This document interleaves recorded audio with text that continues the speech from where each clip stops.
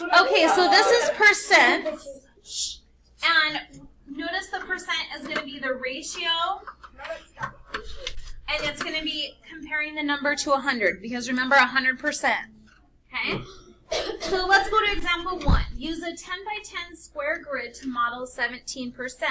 If I have 10 across and 10 down, how many total boxes are in there? 100. 100. So a 10 by 10 square grid has 100 squares. Fill that in. 17% means 17 out of 100 or 17 over 100 as a fraction. Amazing. We're going to shade 17 squares out of 100. So let's go over. We're going to do 10 of them and then 7 more. And notice you're going to shade these. And they don't have to be perfect, but just so that you've shaded 17 of them. Wait, couldn't it be like 17 to 100? No, that would be a ratio. And we're talking percentages. But it says ratio. Okay? So I want you next to it to write 17%.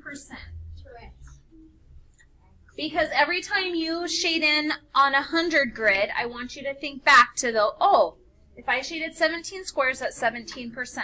If I shaded 10 squares, it would be 10%. If I shaded 51 squares, it would be 51%, and so on. So come down to A. We have our 10 by 10 square grid, and we want to model 24%. So I'm going to shade 24 of them. So you go ahead and shade 24. And remember, it does not have to be perfect. Yeah, really. I did it first, but... Okay, so now we're going to take these percentages and we're going to turn them into fractions. Okay? So we have our 40% and we're going to write it as a fraction in simplest form. So we're going to follow these directions in blue. Write the percent as a fraction with a denominator of 100. So I'm going to write 40 over 100. And I'm not done until I get it into simplest form. Okay? What could I divide 40 and 100 by? 2. Go ahead. 10? Did I hear 10? Yes. Okay. So I'm going to divide by 10 and divide by 10. And that gets me to... 4 tenths. 4 tenths. And then it simplifies too. Okay, and then I realize, okay, I'm not small enough, so I'm going to have to divide by 2. Divide by 2. Which is going to equal 2/5. Amazing. Okay, and now I can box it because I know that I'm at prime numbers and it's as small as it can go. Now, I could have started out and divided by 20 instead, and then it would have gotten me directly to 2/5. Okay? All right, so now let's come down and write these A, B, and C as a percent, as a fraction in simplest form. So I have 25, and I'm going to put it over 100 and then simplify it. Divided by 25. Divide 25 by... When you're done with all 3, I'll let 3 different people come up and show me how they simplified it. But you have to be done with all 3 of them. And make sure you use good handwriting so they can see it.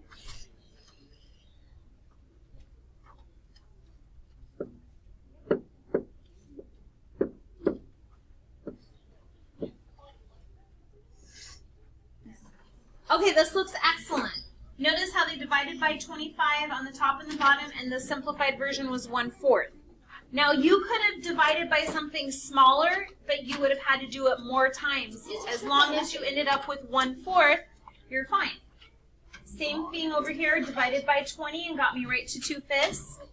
And divided by 2 got me to 27/50, which is as small as I can get it. Okay?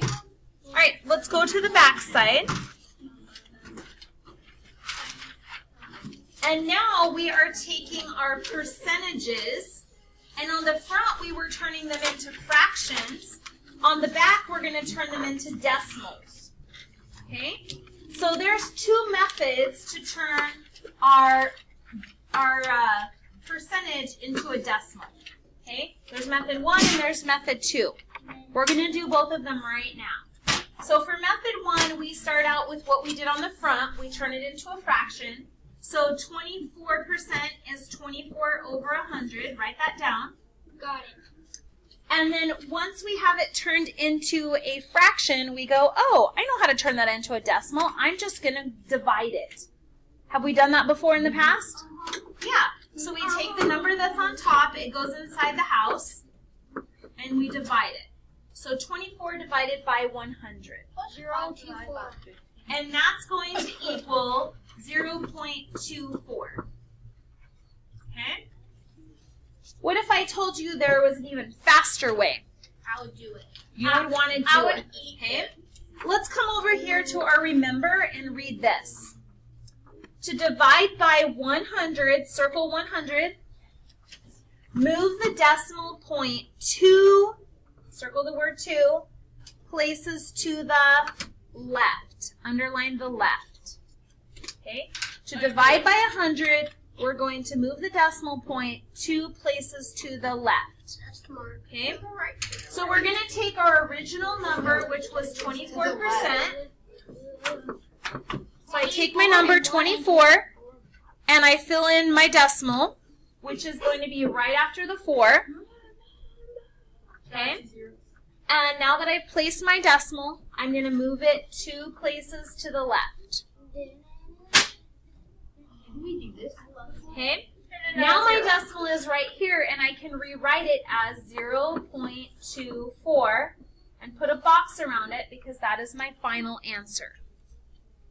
Amazing. Now, I am able to do this because I'm dividing by 100. If I was dividing by another number like 51 or 96, I would not be able to just simply move my decimal point. But that's the special thing about dividing by 100 or 10 or 1,000. It tells me how many places I'm going to move my decimal, so it's a big time saver. Okay?